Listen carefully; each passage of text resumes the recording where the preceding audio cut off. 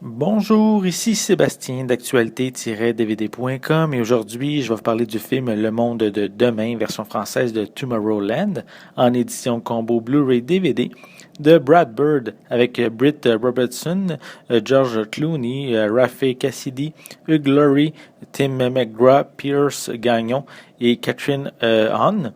C'est un film distribué par Walt Disney et sorti en magasin le 13 octobre 2015. Casey Newton est une fille optimiste d'un père ingénieur de la NASA qui a beaucoup de conviction et d'assurance. Après avoir été arrêtée pour avoir tenté de freiner le démantèlement d'une plateforme de lancement de Cap Canaveral, elle se retrouve avec une mystérieuse épinglette qui lui permet de découvrir une réalité alternative.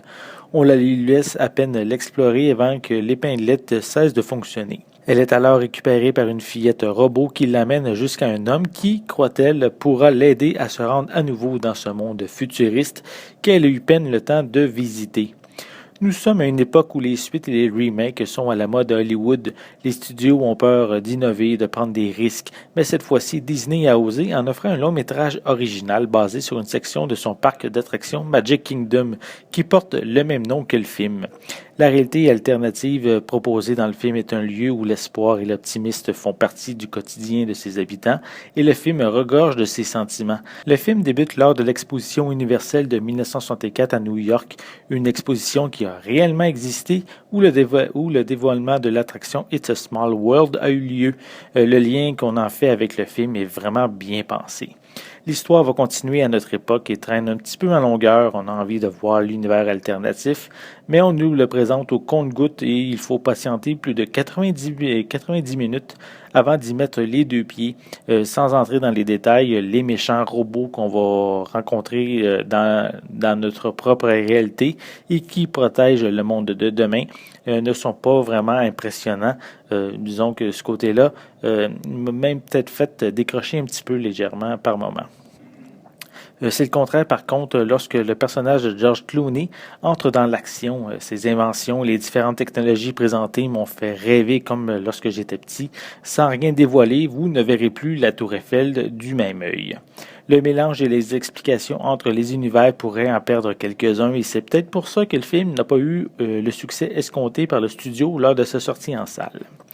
Visuellement, cette édition Blu-ray propose un transfert en haute définition pratiquement parfait. Les images sont claires et précises à tout instant et rendent justice aux scènes et aux nombreux effets spéciaux.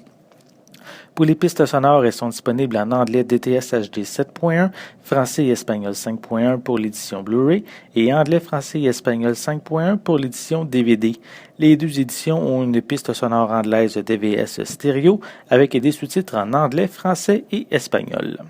Pour les suppléments, on retrouve Remembering the Future, a Personal Journey Through Tomorrowland with Brad Bird.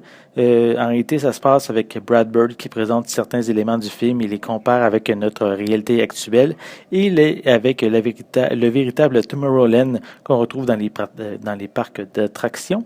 On a Casting Tomorrowland qui permet d'en apprendre sur les acteurs au moment de les sélectionner pour faire partie du film. On a A Great Beautiful Scoring Session qui permet de découvrir le compositeur musical Michael Giacchino lors d'une session d'enregistrement. On a The Wall of Tomorrow Science Hour, hosted by futurologist David Nix, qui provient du programme d'éducation de 1965, qui a été développé pour une attraction de Tomorrowland à Disneyland. On a le court-métrage d'animation The Origins of Plus Ultra qui explique l'histoire de l'organisation appelée Plus Ultra. Vous allez comprendre un peu plus après avoir vu le film. On a également deux courts segments du journal de production de Brad Bird. Et on a également plusieurs scènes supprimées, des bandes annonces, une copie DVD ainsi qu'une copie digitale. J'apprécie beaucoup que Disney ait pris des risques en produisant Le Monde de demain, qui est basé sur un scénario original.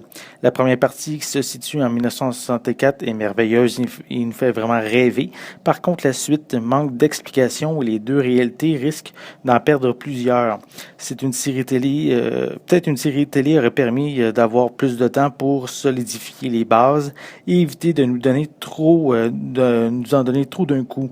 Malgré tout, après le visionnement, on se sent bien car l'ensemble du film focus sur deux thèmes, l'espoir et l'optimiste. C'était Sébastien, merci et bon visionnement.